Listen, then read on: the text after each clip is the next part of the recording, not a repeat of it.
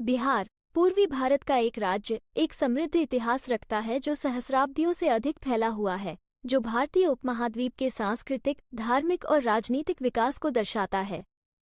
बिहार का इतिहास महत्वपूर्ण ऐतिहासिक घटनाओं और व्यक्तित्वों से गहरे रूप से जुड़ा हुआ है, जिन्होंने इस क्षेत्र और व्यापक दक्षिण एशियाई इतिहास को आकार दिया। इस निबंध में बिहार के इतिहास को प्राचीन काल से आधुनिक युग तक प्रस्तुत किया गया है, जिसमें प्रमुख घटनाक्रम और उनका प्रभाव शामिल है।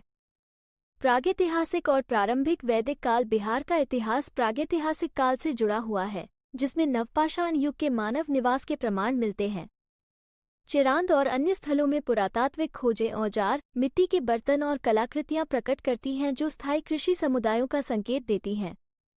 वैदिक काल 1500 BC के दौरान बिहार का क्षेत्र विदेह और अंग के रूप में जाना जाता था। हिंदू धर्म के सबसे पुराने पवित्र ग्रंथ वेदों में इन क्षेत्रों का उल्लेख है।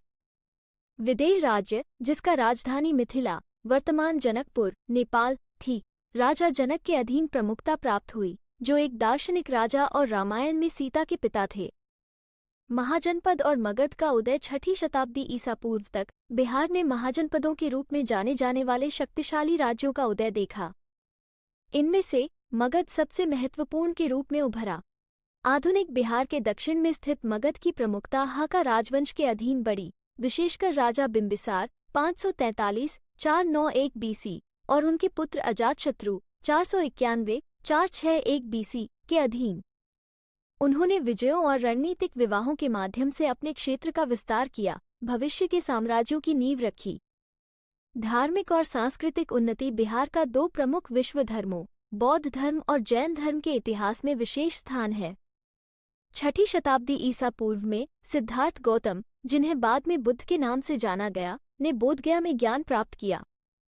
उनके शिक्षण तेजी से फैले और बिहार बौद्ध शिक्षा का एक प्रमुख केंद्र बन गया, जिसमें नालंदा विश्वविद्यालय जैसी संस्थाएं महत्वपूर्ण भूमिका निभाईं।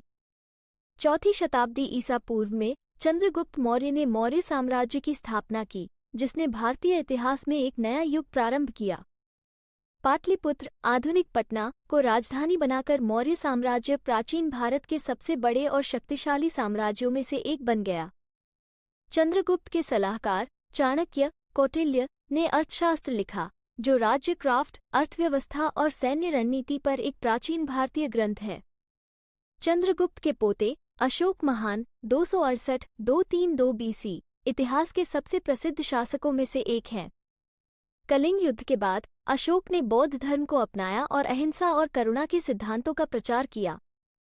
उनके फरमान, जो उनके साम्राज्य में स्तंभों और चट्टानों पर अंकित थे, भारतीय इतिहास के सबसे पुराने पढ़ने योग्य रिकॉर्ड हैं। गुप्त साम्राज्य 320-550 ईस्वी को अक्सर भारत का स्वर्ण युग कहा जाता है। गुप्तों ने पाटलिपुत्र से शासन किया और सांस्कृतिक और बौद्धिक उपलब्धियों की अवधि पर शासन किया। इस युग में विज्ञान, गणित, खगोल विज्ञान, साहित्य और कला में महत्वपूर्ण प्रगति हुई।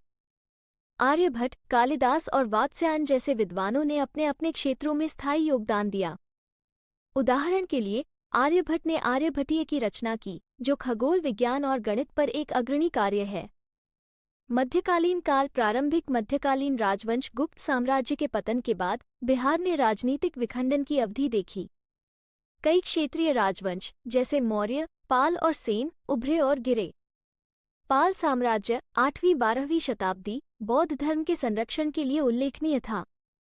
पालों के अधीन बिहार बौद्ध शिक्षा का एक महत्वपूर्ण केंद्र बना रहा, जिसमें नालंदा और विक्रमशिला विश्वविद्यालयों का पुनरुद्धार और समृद्धि हुई। मध्यकालीन काल में बिहार में इस्लामी शासन का आगमन भी हुआ। 12वीं शताब्दी में यह क्षेत्र मुस्लिम शासकों के नियंत्रण में आ गया। गौरी साम्राज्य के जनरल मोहम्मद बख्तियार खिलजी ने बिहार पर विजय प्राप्त की और नालंदा और विक्रमशिला विश्वविद्यालयों को नष्ट कर दिया।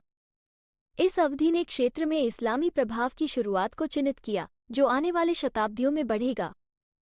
मुगल काल 16वीं-18वीं शताब्दी के दौरान बिहार विशाल मुगल साम्राज्य का हिस्सा बन गया। यह क्षेत्र साम्राज्य के प्रशासनिक और सैन्य ढांचे में महत्वपूर्ण भूमिका निभाता था। मुगल शासक, विशेषकर अकबर, ने महत्वपूर्ण प्रशासनिक सुधार लागू किए और कृषि को बढ़ावा दिया, जिससे क्षेत्र की अर्थव्यवस्था को बढ़ावा मिला। 18वीं शताब्दी में मुगल साम्राज्य के पतन के साथ बिहार धीरे धीरे ब्रिटिश ईस्ट इंडिया कंपनी के नियंत्रण में आ गया। बक्सर की लड़ाई 1764 एक निर्णायक संघर्ष था जिसमें अंग्रेजों ने बंगाल के नवाब मीर कासिम, अवध के नवाब शुजा-उद-दौला और मुगल सम्राट शाह आलम द्वितीय की संयुक्त सेना को पराजित किया। इस जीत ने बंगाल और बिहार पर ब्रिटिश नियंत्रण को मजबूत किया। बिहार ने भारतीय स्वतंत्रता संग्राम में महत्वपूर्ण भूमिका निभाई। यह क्षेत्र राष्ट्रवादी गतिविधियों का केंद्र था। डॉक्टर राजेंद्र प्रसाद, जो स्वतंत्र भारत के पहले राष्ट्रपति बने, और जयप्रकाश नारायण जैसे नेता बिहार से उभरे। चंपारण सत्याग्रह 1917 महात्मा गांधी द्वारा संचालित बिहार में दमनकारी नील किसानों के खिलाफ एक महत्वपूर्ण आंदोलन था। इस आंदोलन ने गांधी के भारतीय स्वतंत्रता संग्राम में सक्रिय भागीदारी की शुरुआत की और भविष्य के सविनय अवज्ञा अभियानों के लिए मंच तैयार किया।